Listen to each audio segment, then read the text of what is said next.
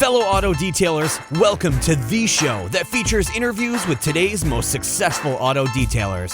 This is the Auto Detailing Podcast. Here's your host, Jimbo Balaam.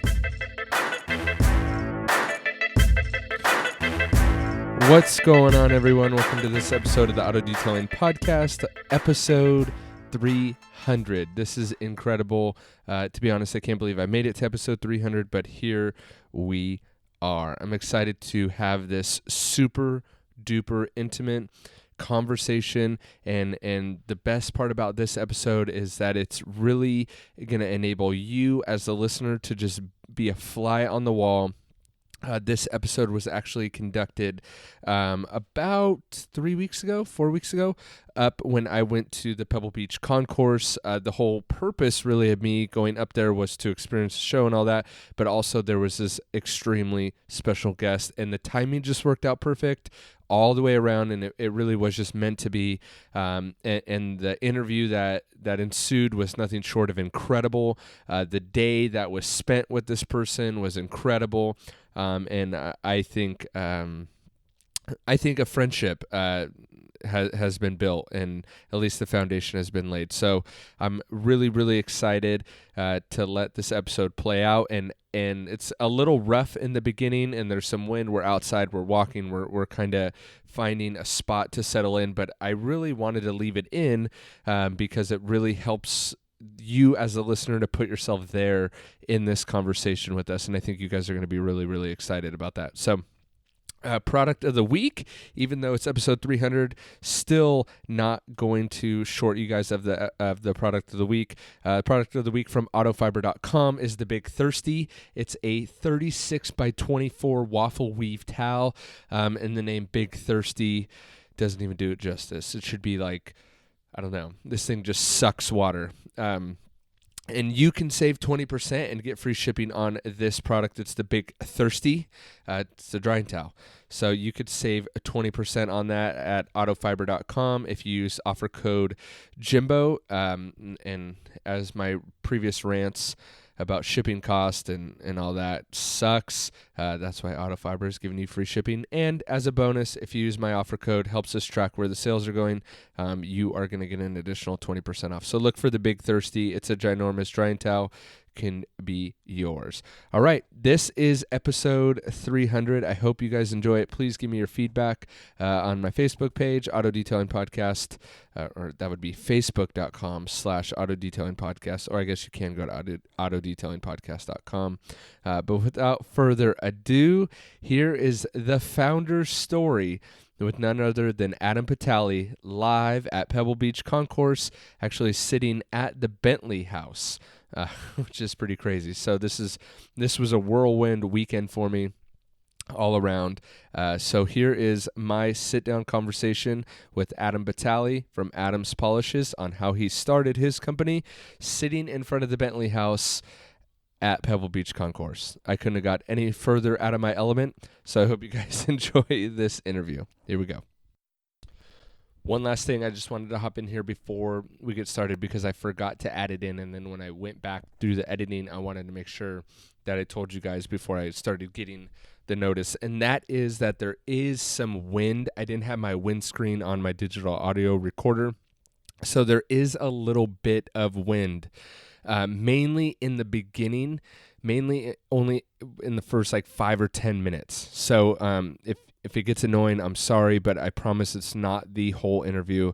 I tried to cut out as much as I could, but it's only the first couple minutes that the wind is going to be bad. So if you can bear with me through that, I've fixed the problem and corrected it and picked up a windscreen because I underestimated how windy it was going to be. But anyway, here we go, episode 300. That's how I start, real mellow. Love it. Auto Detailing Podcast. We're walking in. What do you think of what you've seen the past few days? What have you done? What's going on? These last few days have totally confirmed my enthusiasm for cars. Love just it. Total confirmation. Where did it start for you then with cars? Let's start there. What was it that, do you have an earliest memory that, were your parents into cars? What was it? Do you remember? My dad has always been I was a kid, my dad was a teacher, so it wasn't like he had sweet cars. We didn't really have awesomeness, but he did eventually end up with a Porsche 924 baby poop brown. And it was the first car that he let me wash. Okay. And that was 1978. So I would have been 7 years old, and I would do the whole thing. And Dad would come out and dry the roof, and that was the beginning, man. That's when that started, and so he would he'd let me be into it. I'd go out there, do the whole thing. Then the next door neighbor came home with a brand new, I think it was a 1980 Toyota SR5 pickup truck. Yep. Yellow with brown vinyl. Yep. And he watched me do my dad's Porsche, and he said, "Hey, Adam, you want to wash my new Toyota pickup?" Oh, and that was even cooler to me than the Porsche. It was like a truck. Are you kidding me? Yep. Yes. And that was the first $5 I made. $5 Cleaning was. And what year was that? That would have been 1979. Okay. Yeah. Wow. So you're only 8? I was 8 then. Yeah. Yeah. So it was that's it, and it just kept on. Just the enthusiasm, touching stuff, making it better. Wow, that's better now. Look at how nice that looks. And then the look on the guy's face after I'd finished washing It's pretty impressive at 8. Oh, he was into it too. He was so excited, and I was, of course, just tickled pink. At that point, right after that, my parents got divorced. Okay. And no more sports. No one was there to take us to any practice. How many siblings do you have? I'm the oldest of 3. Okay. So then we ended up. We could keep walking around. We're literally walking around Bentley here at Pebble. We may even get in trouble for recording. This is a pretty good zone. This is a pretty good zone for us, right? Let's be honest. We're sitting here around the new Bentley SUV, wrapped in the most delicious leather you've ever seen in your life. 2-tone leather. It's ridiculous. But you'll make sure and get some snaps for this one for your video. But we already found your next car. Yes, right? It's the all black it's one. all black. Yeah. The Dadmobile. Yeah. My wife's gonna have to drive that around a little bit. Maybe. Yeah. Right. Yeah. Not yet. Not yet. Yeah, we're not there yet. But anyway, so my deal ended up. My mom, as soon as my parents ended up getting divorced, and we all just kind of fell out of sports because no one was taking us to practice anymore. Right. One of those times. Yep. My mom started dating this guy that was a cyclist. Okay. And he had this light blue. I want to say it was a Nishiki or something like that. It was a middle of the road bike. Right. And he did a 100-mile bike ride in Solvang, and it rained, so his bike got super dirty, and he had laid it down at one point and torn the handlebar tape. Okay. So I went ahead while he had left the bike at our house after the race. This is Mike Garst, Dr. Michael E. Garston. He is literally the reason that I'm in this business today. I owe total gratitude to that guy for this.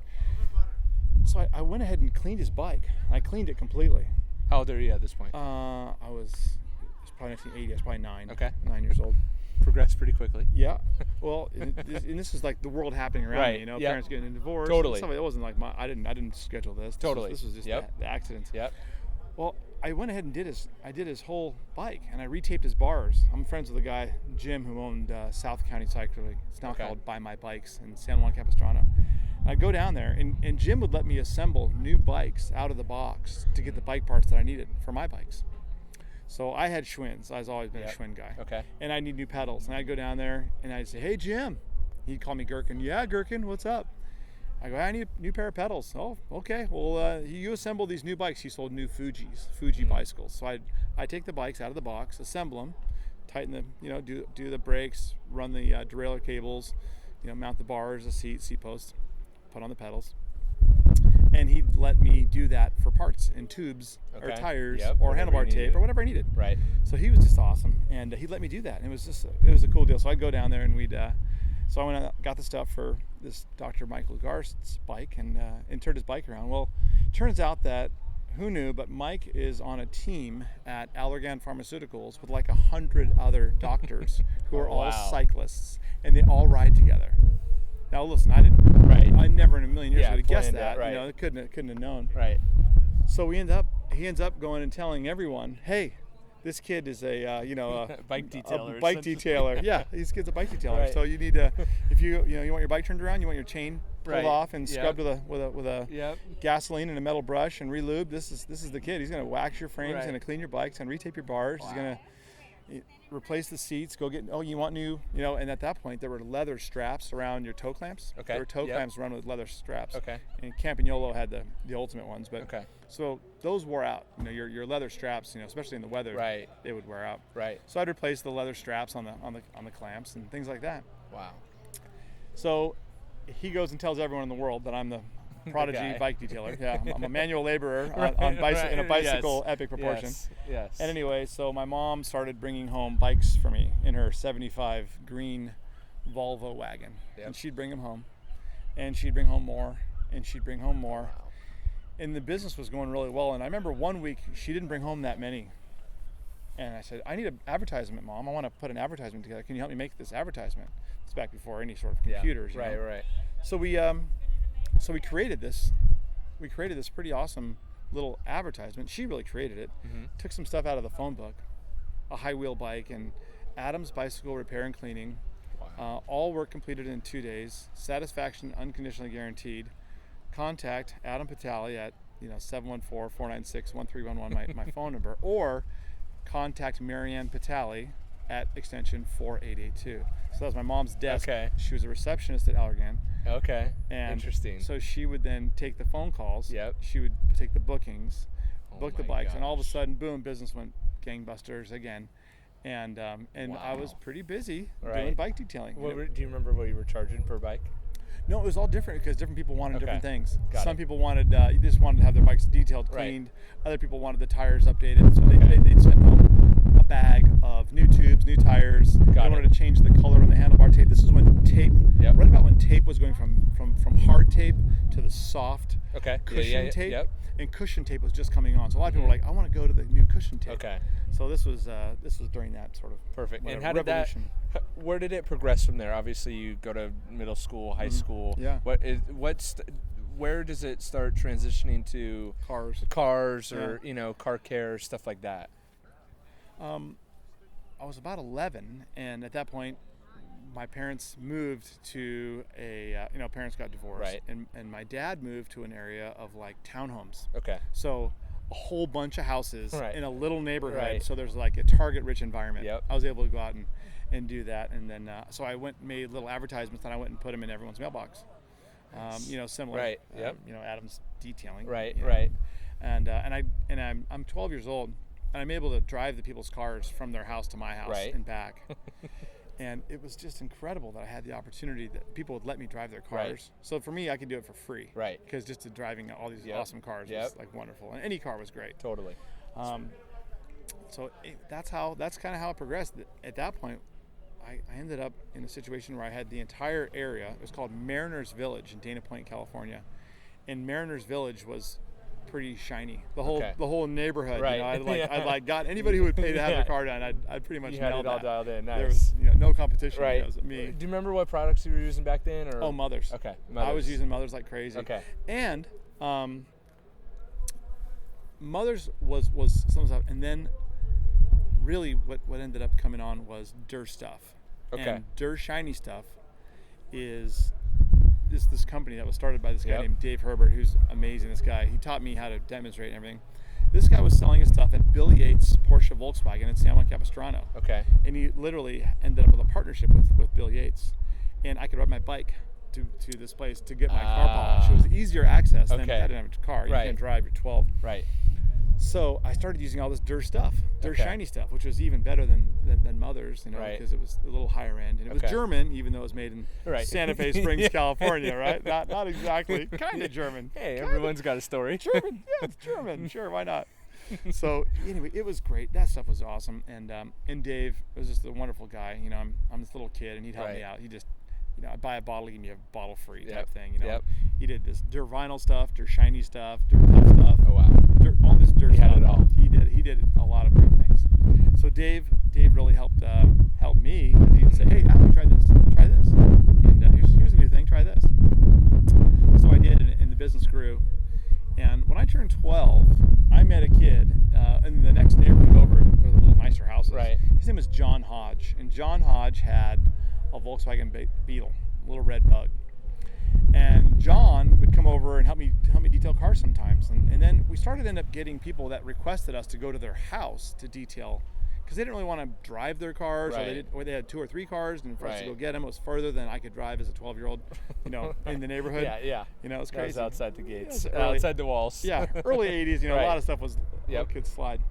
Well, I ended up hiring John, Oh my gosh. and he was 16. He had a 'Cause he could bug drive. because he could drive. So we'd fill the front of the bug Oh. up with all the detailing stuff, Yep. and put the vacuum in the back seat, and we'd go and do mobile detailing. detailing. Yeah.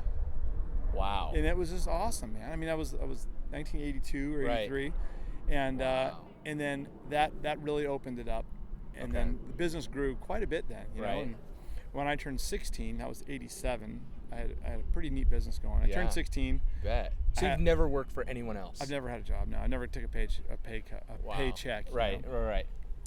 So anyway, the way that worked out was just so interesting because I was able to grow this little thing, and all of it's trial and error. Right. And let me tell you, a lot of error. Right. A lot of error. That's Oh. called experience. Yeah, experience. We'll call it experience.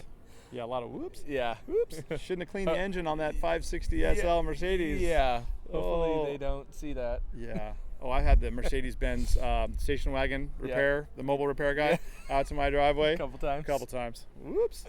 Yeah. By the way, Cosmoline on the 88 560 Right. or 86 560 SL is really hard to remove, and blasting the schnockers out of it with Right. water is a bad idea. That's what I learned. Just one of the many Yes. lessons, Whoops. Oh yeah, that wagon. That's an expensive Gosh. wagen. Oh my When the gosh. little 300 TD Mercedes Yep. wagon pulls into the driveway, love it's a those. $300 minimum Yep. for that little house call. I love those. Yeah. Oh. No, So, they're cool. so then you're using dirt stuff. Yeah. Got a nice little mobile detailing setup going on. Then you go to college, SC. Well, first I'm in high school, Okay. and in high school the business had gotten a little bit busier.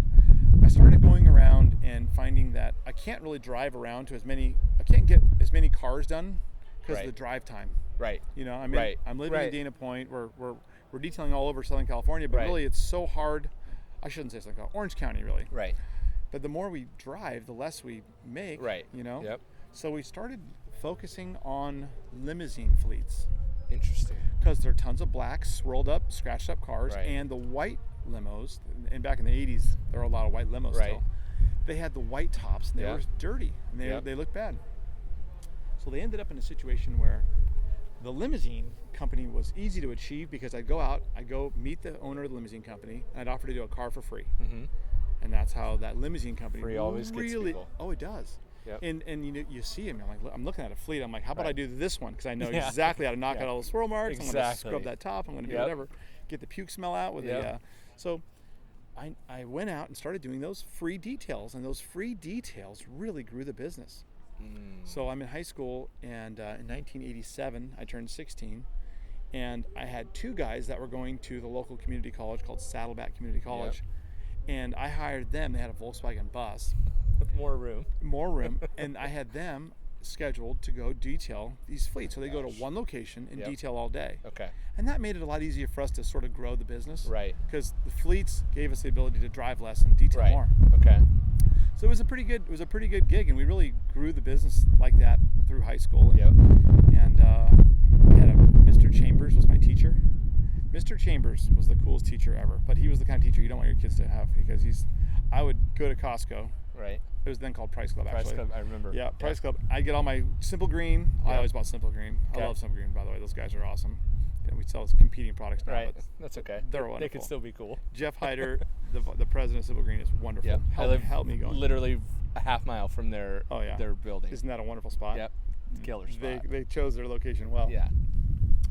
So I ended up with the first brick phone. Remember the brick Yep. screw on the Yep. antenna thing? And I had to get 2 so that my guys out there on the field could call me and say, hey, Right. Adam, I need more towels. I'm out Okay. of Simple Green. I'm out of wax or wash or Right. whatever. And then at lunch, I always had Mr. Chambers. And Mr. Chambers would let me Go. go, Leave. and I would give him a jug of white Zinfandel for his wife and a bottle of Cuervo every time I went to Costco, because they would sell Got it. if you went to Costco and you had your own Costco card, They would sell anything. anything you Didn't want. matter. Yeah, I put a couple cases of Corona on there. Right. It was Good to no go. big deal. He took care of me, and I was able to basically cut out at lunch every day Wow. for my senior year, which was a great way to grow the business. Right. You know, I was only in school till 11:45. Right. You know, and then oh my out. gosh. It worked out. So that was. And you're still using Dirt Shiny stuff at the time? Oh yeah. Okay. Oh, Dirt stuff, man, all the way. Okay. It was great. And there's some other products that Sure. Dirt didn't make that we had to Right. go get elsewhere. Wow. But it worked out to be a really fortunate, again, Right. just lucky. Yeah. You know, right place, right time. We ended up with a situation then next when I went to college that I just kept detailing. I went to USC, but I wasn't loaded. Right. So it was an expensive school. So I detailed, took loans and detailed Right. all the way through college. And one of my best friend in college, Matt Dugali, is a builder. Built a house. What's for his last name? Dugali. Dugali Yeah. and Pitale. Dugal, yeah, and it was Dugal and Pitale. Okay. So that was the Dugal. That was the joke. You're going to Dugal and Pitale's Okay. house? Trouble. You're getting in trouble. So he built houses for the rich and famous. His dad was a major architect, and he just happened to be, you know, Right. He my picked roommate. his parents well. He and I are fraternity brothers. Okay. He chose his parents well, but he added a ton to the business. Got it. So he built houses for Sly Stallone, Chris Rock, all these guys. So these guys became my customers because Matt's Nice. like, here, Right. I'm doing this guy's house. You had the in. By the way, Right. you know, I'm talking to him every day. We're picking out Wow. linens and Right. you know, Colors wallpaper and- yeah. and whatever, Yep. granite. And Yep. here, by the way, who's cleaning Yeah, your cars? yeah. My roommate Adam's gonna clean Yeah, your he cars. is. There's no damn well, for sure. So we did that, and that was cool, man. That was it's a whole different vibe. Yep. You know, again, thanks to Matt on that. So then after college, all the way through college, I did the same thing. Detailed enough. How long did you keep that fleet stuff with the limos going? You know, it's funny. The fleet stuff went up until I left for college. Okay. And at that point, there was 2 guys that were doing the detailing for us. And I left, you know, Orange County, went to LA to go to Right. college. And these 2 kids that were working with me since high school, they were like, "Hey, man, can we just take it over? Can we do this? Right. Can I get involved in this?" Right. Sure. Yeah. Go for it, man. I mean, it's a cool deal, and you know, I was ready to do something different. You know, it was time to go to college. It was Right. it was a change in life. Yeah. But it was a wild ride, buddy. Are you watching this guy wipe down the car? I Is he am wiping it watching. down? Exactly. I'm watching this guy, and this guy's using Windex, but I wonder what he's using exactly. Maybe we should go ask him. Let's go check it out. Let's real go quick. ask him. And you can keep talking as Yeah. I'll just act like I'm not recording. Let's get a bottle of water. Yeah. All out. Water's done. Let's find out. So then, where does product sales come in? Because it seems like that kind of sales, Yeah. that sales gene has always been there, and I'm getting to witness a little bit of that even this weekend with the conversations that we had just had with those other one guy in front of that crazy Bugatti and. Right. The General William Lyons collection. Yeah. And cool, though, and those. you know, I could see it. I could see you can't help but not, and it wasn't even a hard sell, but you're always looking for opportunity. Oh yeah. You know, so was it a natural transition then after college to go to kind of product sales, or how did that go? That was an accident too. That was fortunate. So Crazy are these back seats? by the Yeah, way? this is crazy. This thing is absolutely fabulous. These Bentleys are these insane. are I can't believe serious. they're just letting us walk around. I know. It is great. It's such a candy spot for us to do this.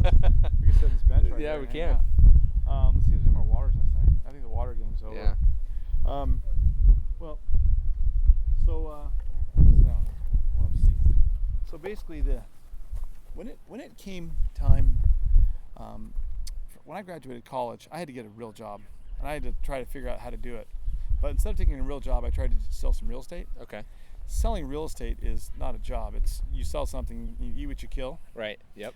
Only it's 1996. I just graduated. The market is in the tank, and I tried to sell apartment buildings, and I failed rather significantly, with the exception of detailing every single broker's car in the office. Marcus and Millichap, Long Beach. I detailed all those guys. Isn't it weird how detailing, like, I can't tell you how many times I've tried to quit detailing, and Yeah. it just sucks you right back in. It's Yeah. like, it's almost like once you get the bug, you can't, it doesn't leave. Yeah, it's It so doesn't true. leave. Well, it's one of the most rewarding things you can do. It's instant gratification. Instant gratification. Like and, you touch something and Right. you make it instantly better. You're like, and in most I times, just- instant pay. instant pay too. I And that- love that. yes. Hand to mouth. That's Yes. the story of my life. Yes. Hand to mouth. Yep. It is so rewarding. I love it. I still love detailing. Right. So after college, I tried to do that for just a little bit. Again, it was eat what you kill, not no pay, nothing like that. So I realized, you know what? I don't think I'm cut out for real estate.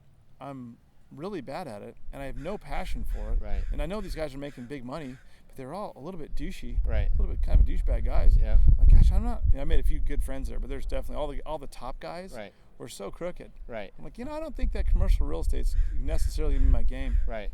So, okay, let's do the next thing. So I went and checked out, because I one of the things that I remember doing as a kid was going to the Orange County swap meet and seeing what is going on out there, because I love that place. We used to go get olives and this delicious bread, and used to be buy a poppin' spot. It was hopping. Well, this is January of 2000 now. I tried real estate and just back to detailing with a college degree. Okay. I'm trying to make student loan payments, right? Ouch. Well, yeah, tell me about it. Whoops. Yeah. Well, I go and I walk this thing. I get a brand new pair of Nikes, and I go walk the swap meet like crazy. And I bolt up and down each lane, and I'm looking for anybody selling anything. And there's one guy with this beat up old pickup and an old wretched hood selling this one bottle wonder wax. It slices, it dices. You hear the spiel, and you're like, Yep. BS. Yeah. No way.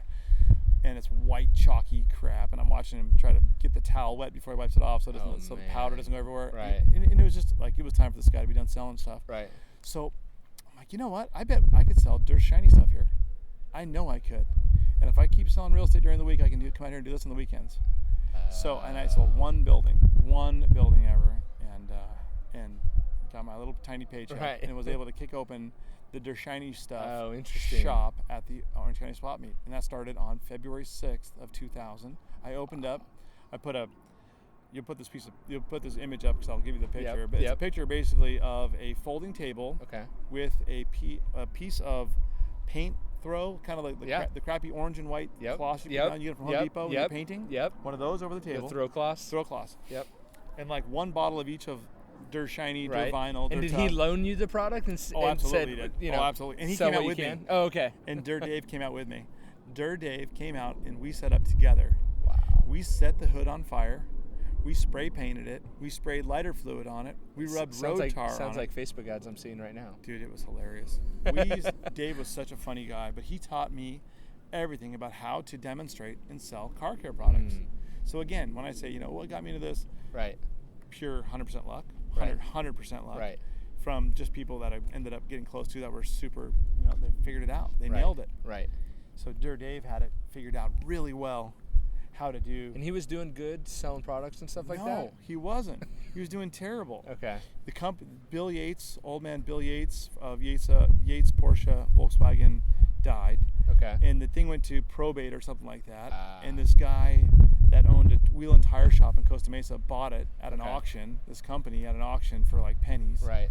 And him and Dave didn't get along well at all. So he was kind of in a tough spot. I needed some help, so I helped totally reinvigorate him. I started selling tons of stuff. Then we started combining everything into kits, and the kits was the hugest thing, because then Dave just sold bottles of stuff. Right. But you need the applicator to put the wax on, the towel to take it off. 100%. And this is before microfiber, so we're using diapers. So I went to the Tidy diaper service, and I bought diapers. Yep. And I remember we had that same service for, I have younger twin sisters, and we used to get a diaper service for them. Diaper. Yep. So they would sell diapers too. So I'd buy the diapers. And they were born in '96. So yeah, that would have been right. Right. Yep. Yep. Right then. So that Interesting. was the heart of it. Yeah. Wow. So I sold these Sterilite buckets because they're made in the USA. They sold them at Target. I'd go buy, and I'd drive during the week. I'd go to every Target and buy all their buckets. Because I'd buy them all out. Right. I'd go to the next one, buy them all out, buy them all out. And then I'd assemble these kits. Yep. I put together instructions, and I had instructions done. And then I had this girl who started to help me do some general work. And she was from South America. I forget her name. I'll think of her name. But she helped me translate all the instructions into. So I did step-by-step instructions, and then I did paso a paso instrucciones. Okay. So everything in Spanish. Is that how you learned your Spanish? I learned how to. I grew up in San Juan Capistrano, where there was just mostly Spanish-speaking people. So I learned how by doing that. And I've always had people that are helping me that were Spanish speaking. Okay. And then I started in 7th grade taking Spanish. Got I it. took it all the way through college. Okay. And then I learned how to speak Italian by living in Italy for a year. Wow. That's another story. But tell you what a wonderful thing to speak Spanish in Southern California. Yeah. It's great. It helps. It helps a lot. It gets you through a lot more. A lot more people know what you're talking Right. about. If you Yep. can speak it in 2 languages. Totally. Especially when you're not expecting it. No, it blows people's mind. Yep. And I'm a white guy. They're like, what? Yeah. Speaking Spanish? Super confused. And I speak dirty street Spanish. Like, Okay. "Que onda, way?" Which means, dude, what's up? You know? But in a dirtier way. Right. Right. I speak dirty Spanish. So anyway, so we started putting together these kits, and the kits were just really Killing it. They went well, yeah. Right. And the booth grew, and my setup grew, and I went and leased a new truck. I was in What was it? It was an F-150, Okay. a 2000 F-150 Lariat, Yep. 4-wheel drive, Yep. black camper shell, The extended cab? extended cab. Yep. Yep. The back door is open suicide. Yep. Yep. 5.4 liter V8, which had no nards. That thing was absolutely gutless. And got 4 miles a gallon. And got lots of bad mileage. But you know what? It looked really nice. Right. You know, It sold did. it. It looked a lot nicer. It sold a lot of stuff. I'll show you the pictures of that. Yep. But it was a nice setup. So it just kept growing that business and kept going. And one day, by the way, you've gotten that every single thing that's happened has been total fortune by someone else Totally. entering my Yep. world and Yep. doing that. The next fortune was this guy named Ron Vogt came up to me. This guy has Oakley iridium blades on. Remember? Total gold. You can't see your eyeballs. They look like spaceship. Right, yep. Okay, Oakley iridium blades on. He's got a white hat on backwards. He's got long gray hair coming out the back, right? It's just like, who is this guy? What in the hell? Right. This guy, it's 9:30 in the morning. This guy's at the end of a 24-ounce beer. Okay? He's already got the last few sips, and he's already at the end of a big fat stogie. Right. This guy walks up to me and goes, "Hey, you a detailer?" I'm like, "Yeah, I'm a detailer." He goes, "Oh, listen, I got a problem." I go, "Oh yeah? Tell me about it." "Oh man, I got these trucks, and they're red, and they're turning pink, and it's eating up my budget, and I'm spending all this money repainting them, and this is driving me crazy.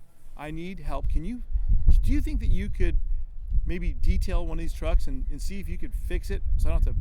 He goes, "It's just killing my budget. I'm getting by tires. You know, these trucks, I'm just spending all my budget on these trucks, on these tires, on this paint." I said, yeah. I said, "I don't know, man." I mean, this guy just comes out of nowhere, like, "Dude, you're blindsided." He's got a big belly, you know. He's a funny guy. And I go, "Hey, man, I'll love to do it." You know, at this point, I'm like, I'll do anything. Right, totally. You know, You're like, I just need to eat. Sure, whatever, you got it. So I go, "Do you have a card?" He goes, "No, do you?" I said, "Sure." "Yeah, I got a card." Turns my card over, writes down his address, not even a phone number. Right. He goes, "Can you come see me tomorrow?" It was Sunday, so he said Monday. I said, yes, sir. He's like, better than going to the real estate office. Anything, yeah, Right. anything than that. And I said, okay. So South Central, L.A. Oh no. I'm like, oh, you're kidding me. South and you're Central. in Dana Point. I'm in Costa Mesa at the swap meet. Okay. So Right. But you still lived in Dana Point or San Juan Cap? No, at that point I'd moved after college. Uh-huh. I'd moved straight to Redondo Beach. Okay. So you're out that direction. I'm out that You're direction. living that direction. Yeah.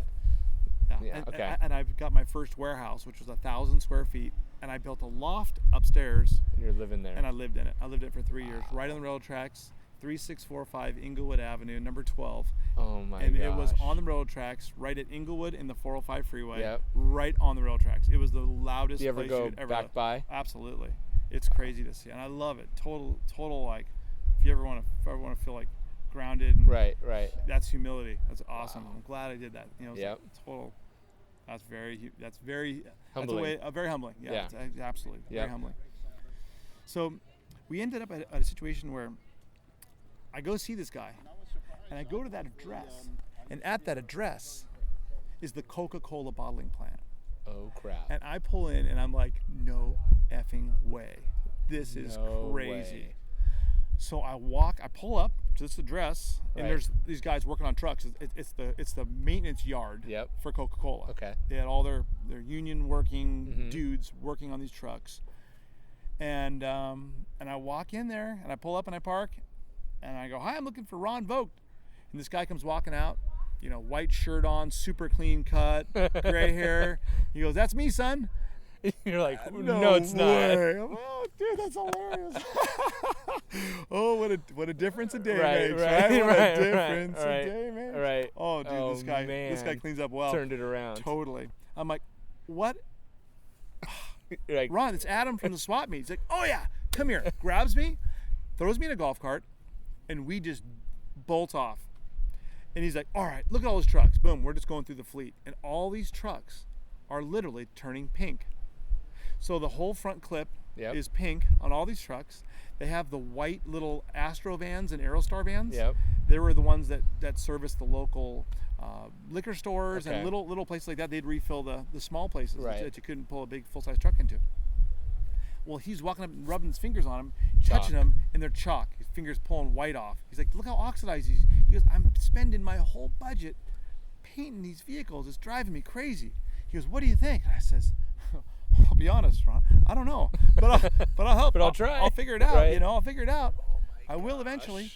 So I get my little bucket of stuff, and I bring my dirt stuff with me, and a little caddy, and I went and rubbed by hand a little bit on the pink just to see if I could pull it off. Right. And it barely lightened it at all. Just barely touched the pink.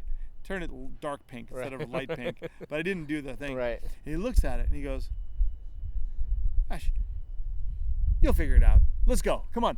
Back in the thing we go. We drive around. He goes, okay. I said, this is incredible. I'd love to do this. I know. Right. I'm confident that we can figure out how to do this. I go, how many vehicles do you have? He starts thinking, 20 feet, I got over there at that plant, this plant. He's just kind of, going through the numbers, mumbling to me. Right. 3,400. That's what I did. I started laughing. I'm like, you are kidding me. 3,400, Ron. He goes, yep, 3,400. I'm painting them every 2 years. He goes, it's crushing me. Right. I said, yeah. Wow. The body shop loved him. Oh, they loved him. $2,200 a truck. That's what they were charging. Every 2 years. You couldn't even, every time we got done with them, you're back to the repaint. So anyway, it ends up being that we get the contract. We have to get through 1,700 vehicles a year to make his 3,400 hit. So what does that break down to a week? Well, it was 11 a day. We had to do 11 a day. Oh my gosh. And by the way, you can't start until 3 p.m. because the trucks don't come back from their route until 3 p.m. And they start loading them at 4 a.m. So I only had from 3 p.m. till 4 a.m. And what are they paying per truck? $220. Okay. $220 a truck. And then we started doing the vans. The vans are $175. We have to hose them out. There's so much soda, syrup, and stuff. We literally scrub out and blast out. We had to polish the wheels, polish the tanks, polish all the stainless. The horns and all the mirrors were all stainless. We had to polish those. So at the end of the day, we had a pretty awesome business going. Heck yeah. But I was losing money. It took us 3 guys 3 hours to do a truck. And that math didn't work. Yeah. It's 9 man hours per truck. It didn't work at all. So I'm screwed. I'm like, oh shoot. Right. So we ended up with a situation where we started mixing products together to cut steps. Interesting. And we started mixing the steps to reduce the time. Right. And we would do the rubber around the windows. Right. Before we did the glass, so that we'd have to go back and clean the glass twice. And then You started the tires getting efficient. and wheels. Right. Yeah. So we started really studying and doing a time study on these trucks. And it worked out really well. And then we started going to the chemical manufacturer. And there were 2 chemical manufacturers that we were working with. Mm-hmm. And I took a tub of 2 different things. Are they still around? I'd say, yeah, both of them are still around. Yeah, both of them are still around. One was Granitize and one was Warner Chemical. Okay. Those are the 2 that we initially started with. Yep. We don't do business really with either one now, but they, by doing the business, by bringing them 2 chemicals, and I'd say, hey, listen, I need to get these 2 chemicals to work together. But I'd mix one white, nice smelling cream with another white, nice smelling cream, and they turn into like brown slop. Like for some reason, the surfactants, the emulsions just didn't work. Right. So my guys are sitting there shaking the bottles nonstop, trying to get stuff to stay together so that it would even stay on a pad, not just sling. Right. It was a mess. And is it straight rotaries at this point? Is it no, straight rotaries. We're cutting heavy oxidation off these trucks and vans. So we end up getting a few different chemicals together that would work. And then, by the way, we had to get the stuff to dry at night in the California wet nights. Right. So then we bumped solvent content way up. Okay. Because we had to get it to dry. So the only way to get it to pop was just to increase the solvents. Got it. And that would turn it. And then we ended up getting all of these, those halogen work lights you get at Home Depot? Yep. They got on a stand. Yep. So we get those things, and we had to make custom stands that go up really high, so we could actually get stuff to dry. Yep. And then we'd have to run cables to the four corners of the lot because we'd pop. You can't; those things draw so much that we would pop the circuits, the breakers. Yeah. So we'd be running cables. We had 300 or 400 feet. Oh yeah. And then at the end of the night, we'd get these trucks done. And at the end of the night, you know what a fifth wheel is? Yeah. The grease on the fifth wheel. Yeah. Fifth wheel grease. At the end of the night, we would have to gasoline wash all of our hoses, all of our cords, all of the vacuum hoses, the pressure washer hoses, because everything's covered in fifth wheel grease. Because we're cleaning these trucks that just have fifth wheel grease everywhere. And it was a messy job. So everyone smelled like gasoline. I mean, thank God no one smoked cigarettes. It would be like seriously fire everywhere. Right. So it worked out to be a pretty long night. And we kept this thing alive. And meanwhile, the business is growing at the Orange County Swap Meet. Right. It's going well. And at the same time, our business with Coke kept getting bigger. Right. And bigger and bigger. And they were like, yeah, more, sure. Yeah, let's do it. They also had their vice president cars, the reps. Yep. They drove Dodge Intrepids, Chevy Luminas, and Ford Tauruses. You're doing everything. I'm doing all these cars. Reason being, they're washing them. The problem was the wash. They were washing them with degreaser. So it was that was seriously oxidizing. So once you went through a cycle or two and you figured out the problem, you could figure out how to correct the problem. Yes. So I met the guys doing the washing. Okay. And I said, guys, what are you using for the washing? They're like, using this. It's awesome. It cuts all the stuff off. I'm like, oh, I'm sure it cuts everything off.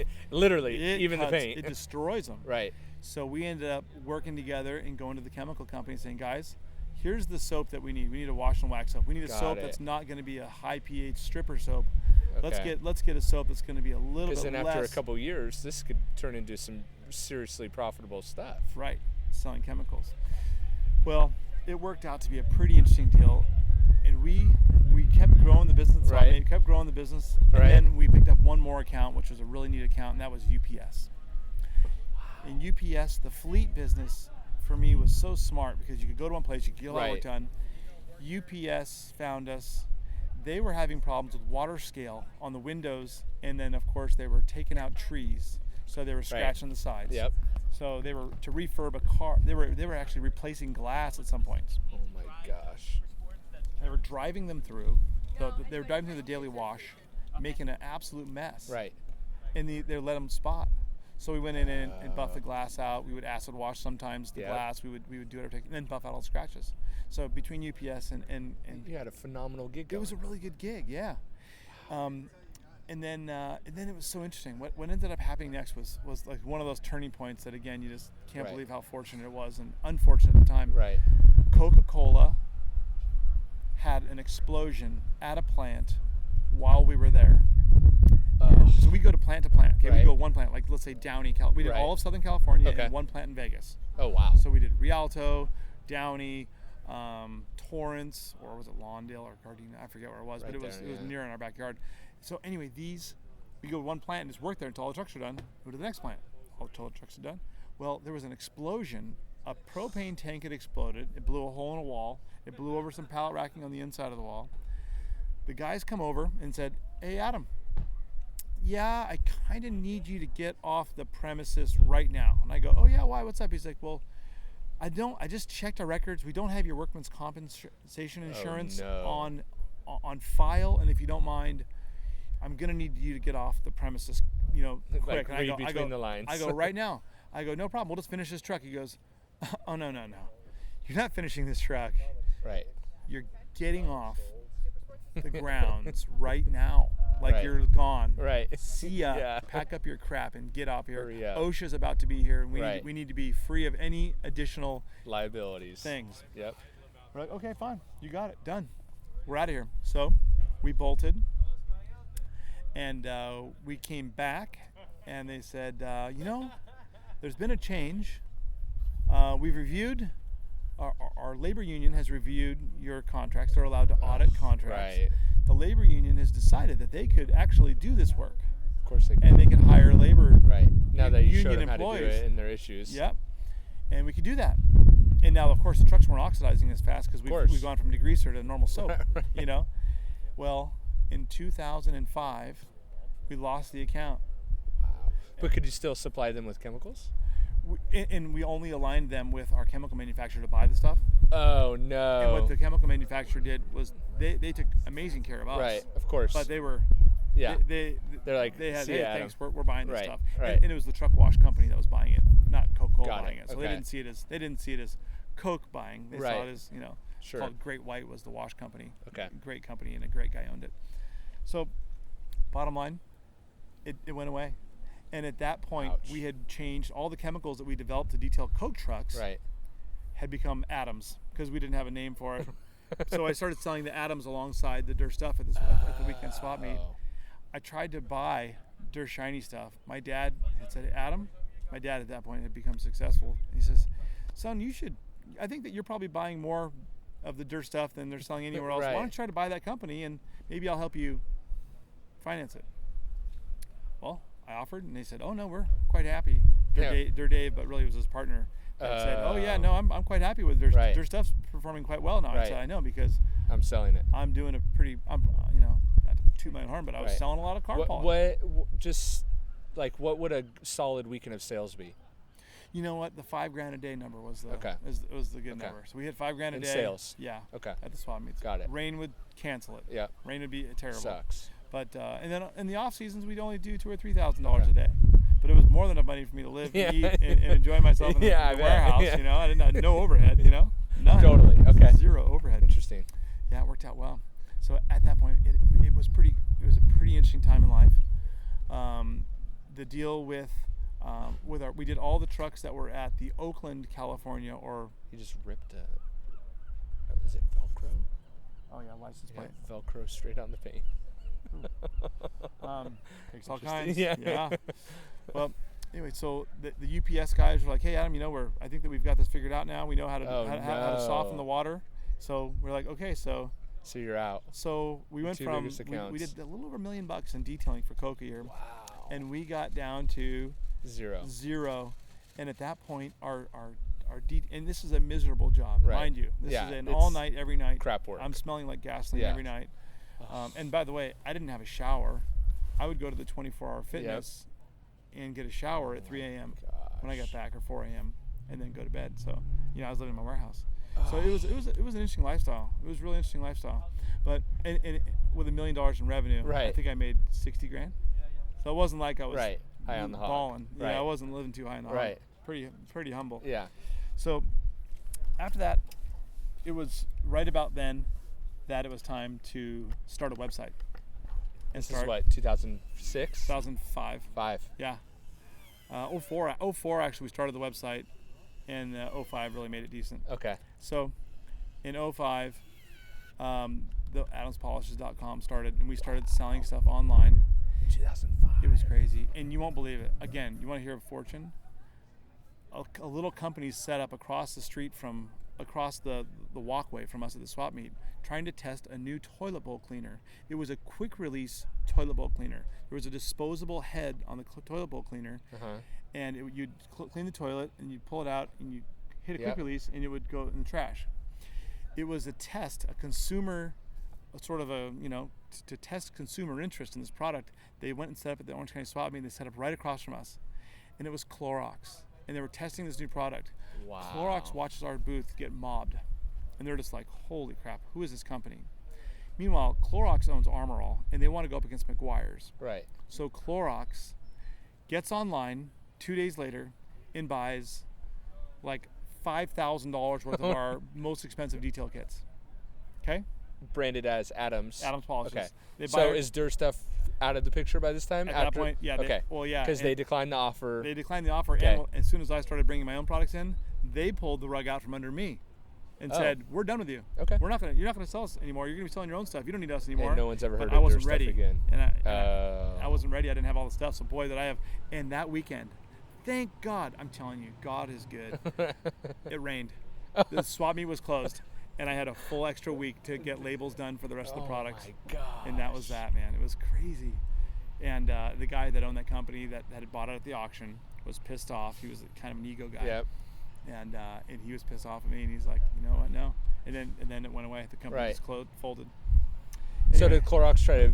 So Did they Clorox, make a run at you then? they made a run at us. Okay. They bought the product. I thought it was a stolen credit card. You Yeah. know, why would I you bet. pay $5,000 Right. of kits, like 18 of our super deluxe kits, Right. like $300 or $400 kits? I'm like, that's crazy. But okay. You're like, I need money, and Yeah, I'm I'll sending take it. them out, right? Yeah, I called them. I said, listen, just before I send this out, I just want to make sure you did order 18 of these kits, right? Oh, yes. This is Jessica Diaz at Clorox Corporation in Oakland, California. Wow. We were set up across from you at the Orange County Swap Meet. We saw your operation, very interested to see. We bought these kits so we can have our team sample them. I'm like, God is good. Yep. No way. So, Wow. boom, sent them off. Got the call from this guy named Larry Popelka, who ran a division of Clorox called New Ventures, and they try to buy lots of brands. They own Brita Filter, they own Okay. Ziploc, they own Glad Oh, wow. Bag, they Yep. own Sanford Charcoal. They own a ton of brands, and they wanted to buy our brand to go up against McGuire's. Well, Adam's Polishes. Adam's Polishes, and they started buying stuff from us in mega quantities. It was crazy. We got under agreement, got under contract. They're going to buy us. They did a test. In the retail test, they took us to Virginia Beach, Virginia. And I just met my now wife, my girlfriend then, and we went and lived at the Hilton Oceanfront in Virginia Beach, Virginia. Virginia Beach, Virginia has the most balanced population. They had the military base, which is a big middle class. They have a low class population. Some pretty. There's different poor areas of Virginia Right. Beach. Then there's a really high end, Interesting. expensive area. Okay. And Good place so to test. all three socioeconomic Yep. zones were represented. So we went there for a summer. I did an infomercial with JB from then Fox Sports, now Okay. he's at CBS. Yep. We did an infomercial together. They paid for all of it, Wow. They were buying products from us for $119 a kit. We were selling them retail for $99. So it was just the craziest thing, dude. It was like big company crazy. Right. It was such a learning lesson. We learned so much. And if it wasn't for that, the amount of exposure we Right. got from that was so much. Wow. We never would. I can't imagine we'd ever be here. That was just propelled you guys. just and what was in luck it of the for draw. them? Well, they wanted to make sure that Adam's Polishes could be a $100 million company. And that's their goal. They only buy companies that have the potential to be that. So after the test, Got it. they did the test. The test lasted almost a year. They grew our company like crazy. We went gangbusters, Yes. of course, because we never Right. would have sold that much. Right. After that, they took and they went ahead and said, okay, we're ready to do this, but we're not quite ready yet. Can we extend the contract? Sure. So they had a date that they had to do it. I'm like, sure. Will you accept $50,000 in exchange for a 30-day extension on our right to purchase you? I'm like, you don't need to give me one penny. I think that'll work. But I mean, yeah, 50 grand. Are you kidding me? That's all the money. Right. I'm still. Right. I'm no longer living. Now I'm living on top of a garage in Yeah. Hermosa Beach, Yeah. and a lot nicer, but still not Right. great. But nicer spot.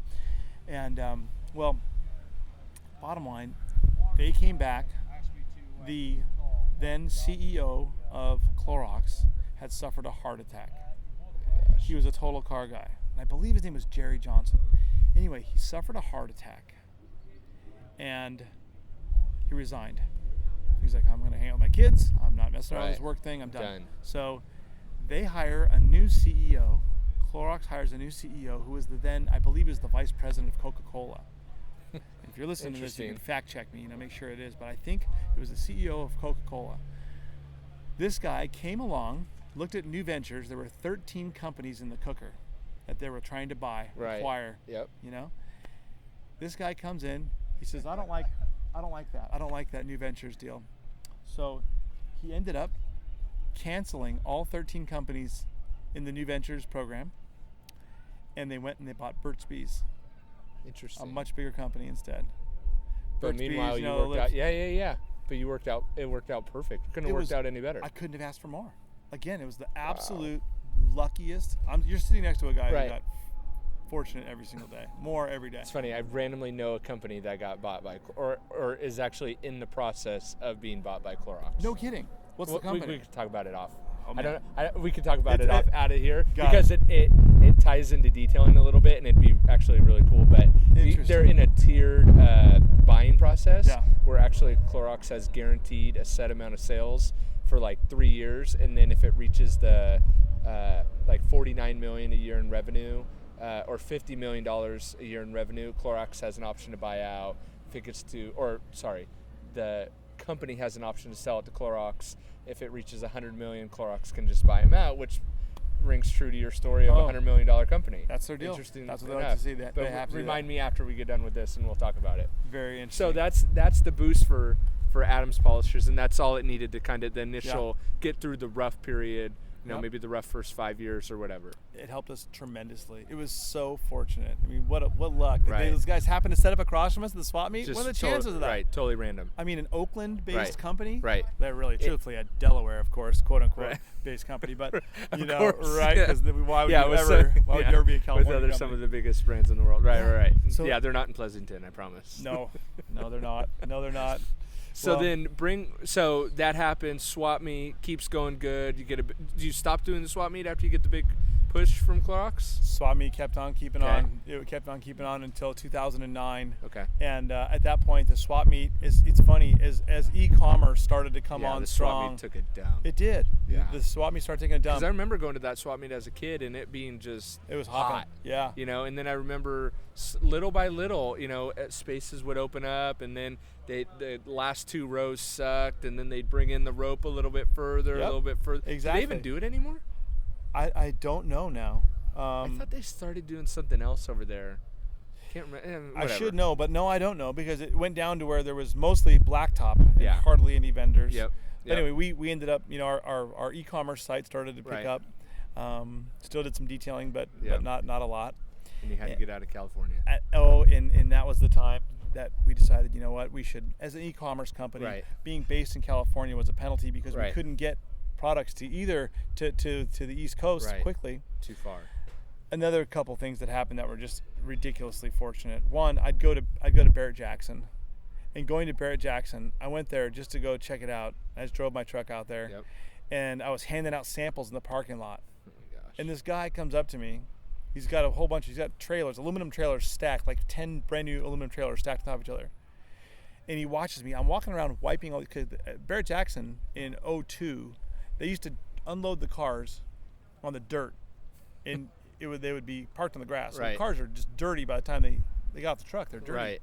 So I'd go over there and help people wipe their cars down, and I would help people like crazy wipe their cars salesman, down. Giving out samples. Oh yeah. Salesman at heart, man. Oh yeah. I love it. It was, and you know what? I like selling's easy when you're helping somebody. Yes, like, 100%. Plus, I love touching stuff. Right. I love touching the cars. Right. Like, these beautiful cards. Let me touch them. There's worse things. You could be selling real estate. I could be. Oh, that was terrible. That was not my gig. But Right. this guy was sitting there watching me. He was sitting on a stack of trailers. His name is Tommy. Tommy's from Ada, Oklahoma. Tommy sits there and watches me. He watches me go and clean 20 of these cars being unloaded off these trailers. And I'm giving out samples, and I'm giving out business cards, and I'm just trying to do whatever I can to make this happen. I'm in Scottsdale, Arizona. Anyway, this guy watches me. He goes, "Son, I've been watching you. You want to come on in and set up with me?" I'm like, yeah. "What? Yeah. Will you help me wipe these trailers down?" Yes. Yeah. Tommy of Tommy's Trailers from Ada, Oklahoma. Another just crazy, this ridiculous fortune, right time, right place, and right guy there. Right.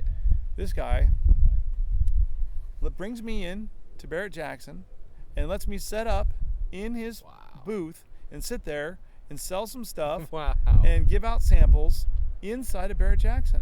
And it was like, the guy is the sweetest guy in the world.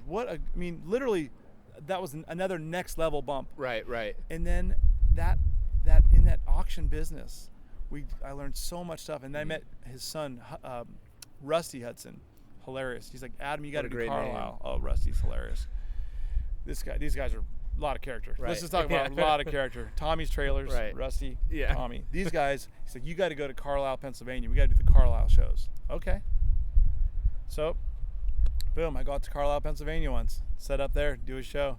And it was massive. This venue in Carlisle, Pennsylvania. I've never heard of Carlisle. Right, I'd never, I go there, and it's these massive shows, and we absolutely knocked it out of the park in Carlisle, Pennsylvania. And that's where we ended up meeting and getting together with West Coast Corvettes. Okay. And they became business partners of mine. Oh, wow. They bought into my company. Wow. And we did not get along at all. And then things went badly, ended up in a big Why lie. did you take on a partner? Well, because I was suffering. Okay. In 2004, it never stopped raining. I swear it was the wettest year of the world, and I was so broke. Mm-hmm. And these guys were like, "Hey, we're gonna do this." They had a big, giant, beautiful black, white, and red tractor trailer. Interesting. And I'm like, "We're gonna set up like that?" Yes, let's do it. Let's go to the in. shows. Yep. Let's do it. So we did. We were supposed to do that, and then by the time we got in and got through it, the 07 was kind of when it finalized.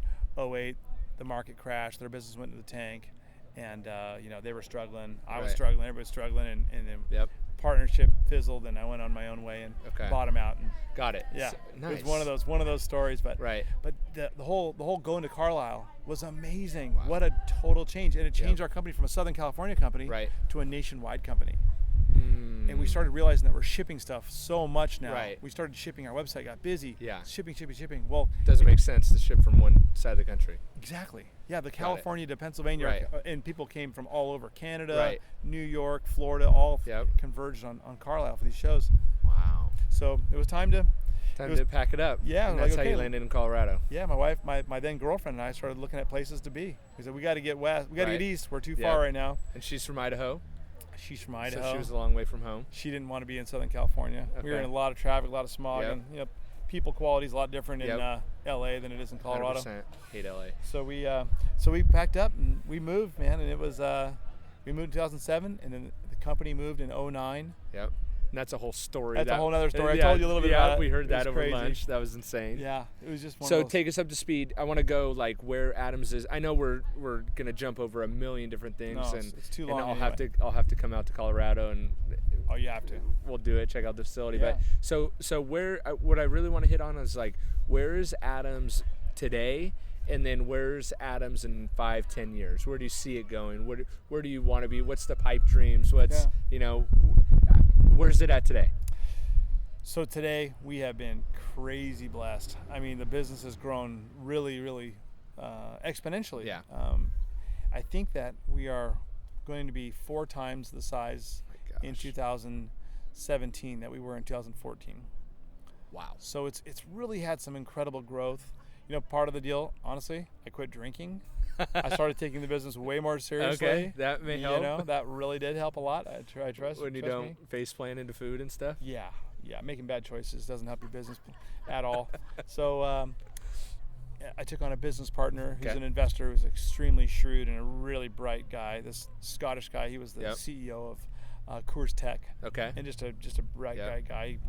And I got to imagine, I mean, I don't want to go down this rabbit hole because I think it gets too personal, but I would just have to imagine that cash flow and managing all these moving parts and having to, move and buildings and I mean, that is just capital intensive to the hill, I would think, It's crazy. Well, we're buying a building right now. We grew out of our building, we're buying a building. It is capital intensive. So I get it, bringing on, someone for, well, money, yes, but also smarts. I mean, you got to be getting to a level now where, I mean, it not only is it expensive, but it's also like I've never had to make this decision before. Oh, you know what I mean? I don't even know what decision to make. Absolutely. I mean, so if you really want to take it to the next level, in Colorado we call it over your skis.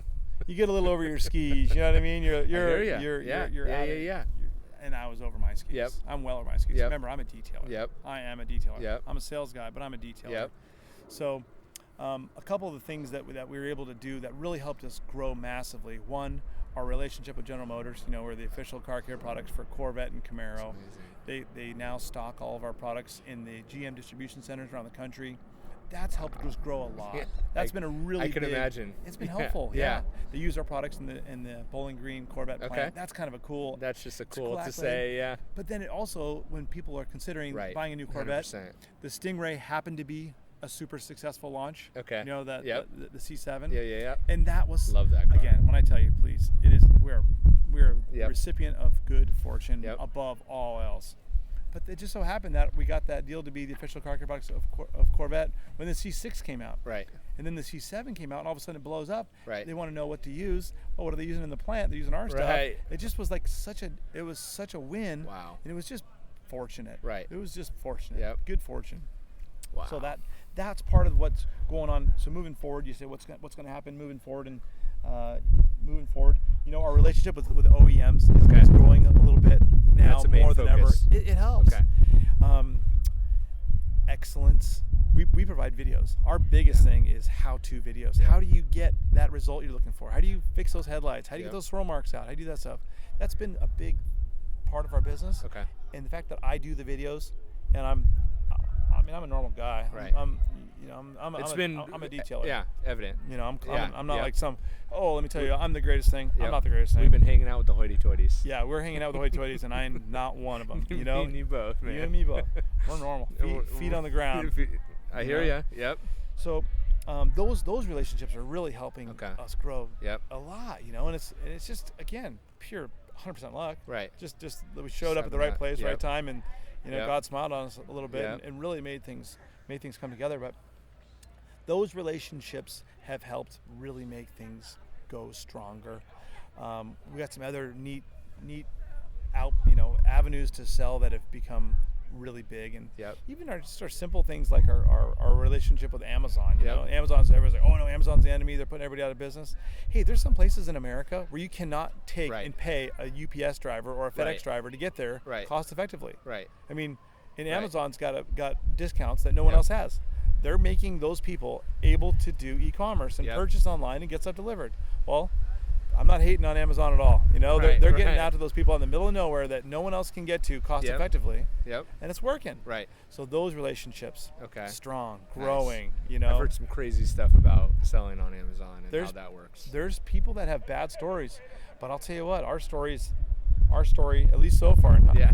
knock on wood, Right.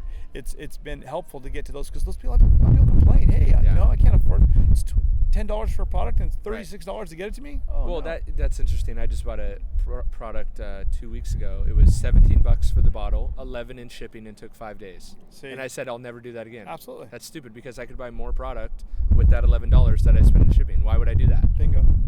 Like, it's crazy, you Yeah. know. When and the expectation is because Amazon's setting that expectation of sometimes I get free same-day shipping, let alone 2 days. Yeah. You know what I mean? And I get how it could be hard, but figure it out. Find the angle. Change with the times, That's it. What's your favorite Adams product? Probably the H2O Garden Gloss. Okay.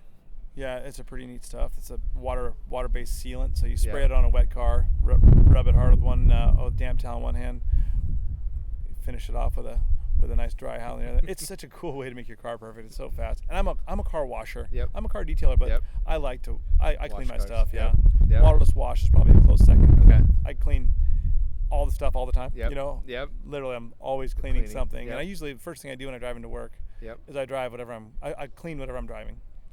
What about do you ever use your product at home for home uses? Oh yeah. What's your favorite? Oh, Does your yeah. wife use like the glass cleaner? Oh, the glass cleaner, waterless wash on granite countertops. Oh, okay. Huge. Interesting. And on stainless steel. Yep. Okay. Very effective on stainless steel. Okay. The waterless wash towels are the best dishwash towels. If you have a dish towel that, Okay. you like, I guarantee you that waterless wash towel will blow your mind as a better dish towel. I've had to use microfiber towels sometimes getting out of the shower, and I'm like, these are actually phenomenal bath towels. I know. It's crazy. Don't want the word out though. Apparently no one else is going for it. It's interesting. But yeah, there's a market for all kinds of stuff. Home care and. Yep. Thought about It's crazy. If people want to buy products, if they want to follow you guys on social, how can they do that? I know it's probably obvious, but or if they want to follow you, how about that? If they want to see what you're doing. I think it's pretty important to give high fives and accolades to our marketing team because we didn't get into the more recent history, but what changed our business and one of the reasons that I think that we've possibly going to 4x our revenues in the last 3-4 years is our marketing team led by Matt Butcher. And that guy, Matt Butcher, has rung the bell in such epic proportions. Again, I just got lucky and found Matt. And he came to you, right? Yeah. He came to us. He's the kid of a Porsche Club member. But man, I mean, this kid just gets it. He's absolutely on point in social media that we have done now. Matt and his number one gal is Courtney Oglesby. The two of them on our marketing team are amazing. They are literally responsible for the growth. Wow. For a big percentage of it. They've just nailed it. It's been incredible. They've really done a heck of a lot to make the biz grow. So Instagram, Yep. Adam's Polishes on Instagram Yep. is cool. I think We're we at might about have 180,000. Is that it? That's cool. And It's a lot. it's a lot. It's a lot of people. Well, for a small business. Yeah, And I think so. I mean, I always look at it as like, a guy started a podcast one time and he told me, he's like, oh, we only got 300 downloads. And I said, dude, could you imagine a room full of 300 people? Yeah. Like, could you imagine 180,000 people sitting in front of you? It's crazy. That's right? insane. I agree. Like, that's insane. Are the girls done? No, I was just looking, I was looking to see if how many followers. But if you've already checked it out, and I think it's right around 180. That's cool. Well, and we were at 100 a few months ago. So it's just That's insane. That's Matt. Yeah. He gets it. That's awesome. He's changed the way we appear online. Wow. So our Huge. Instagram, the Facebook a little bit. Mm-hmm. But one of the things that's really crazy is our forum. We have Adam's Forums. Mm-hmm. Right? Talk about a trip. Right. Adam's Forums. We were the first one to have a forum of all the, before Mothers and McGuire's and anybody else had a forum. Yep. We had Adam's Forums. We started in 2008. It was very successful. And now we have like 15,000 of our customers on our enthusiast forum. And people say, hey, I was trying to work on this wheel on my on my Ferrari 458 and I was worried that the wheel cleaner was going to hurt my ceramic rotors. Right. No, you won't. People chime in. I have that same car. Right. The product works fine. Don't worry about it. So cool. Avoid the direct sunlight and don't be tracking the car and then instantly blast your car off. Don't be stupid. That's awesome. But yeah, so customers interact and give other customers. But 15,000, we only have 200,000 customers. Right. Total. Wow. And we have 15,000 of them are on that. That's pretty significant. It's cool, and that's a really interesting thing that shows loyalty. Yeah. We got about 1,000 people that'll buy anything we sell. Right. Like if we put anything a label on, we better have at least 1,000 of them because we're gonna have those. It's like, how humbling is that? It's so cool. Insane. You know? Well, I appreciate you taking the time to hang out with me. I feel the same way. I'm just like a lonely detailer that started a podcast, and here I'm at freaking Pebble Beach and hanging out in the Bentley tent. Hanging out in the Bentley tent. No big deal. And actually, the Bentley Mansion, right? The Bentley Mansion, and I think they're gonna do an event or something. I don't know. More people seem to be coming, and or they're gonna drive out because now license plates are on, and we're probably over our skis. We're probably over our skis. I agree, but I appreciate you being episode 300, and it's exciting. So I hope this is just a start. I'm glad we did this. I'm glad. This is cool. This is cool. I don't know how long you get a full day-long interview. That's full. That's it. Oh man, was that not the coolest episode ever? Woo! And if you made it all this time, we're in well over an hour. Thank you to the listener for making this podcast possible and helping me get to episode 300 to 300 more episodes and beyond. This train is not stopping. I'm just meeting way too many cool people. I'm hearing way too many cool stories from you guys. So this episode was really with you in mind as the listener. So big thanks. I love interacting with you guys. I love hearing from you guys. Big thanks to Adam's Polishes as the crew for having him come out and running the shop while he was out in California. Big thanks to Adam Pitale. Big thanks to his wife for hanging out with my wife while me and Adam were kind of doing our thing. And again, thanks to him for just an incredible concourse Sunday. The stories and memories will live forever. And I'm glad I could kind of wrap some of that up into such a monumental episode as this one. First detailing podcast to 300 episodes. And dang it, I'm going to be the first to 1,000. So can't wait to get there. Thank you again to the listener for, supporting the show, helping us out. Hope you guys really enjoyed this one. And I hope that it's going to be one that we come back to time and time again to hear Adam's story. Big ups to Adam again. Thanks, Adam. And I will see you guys, or not see you, but I will hear you right back here next week for episode 301, Bringing the Heat.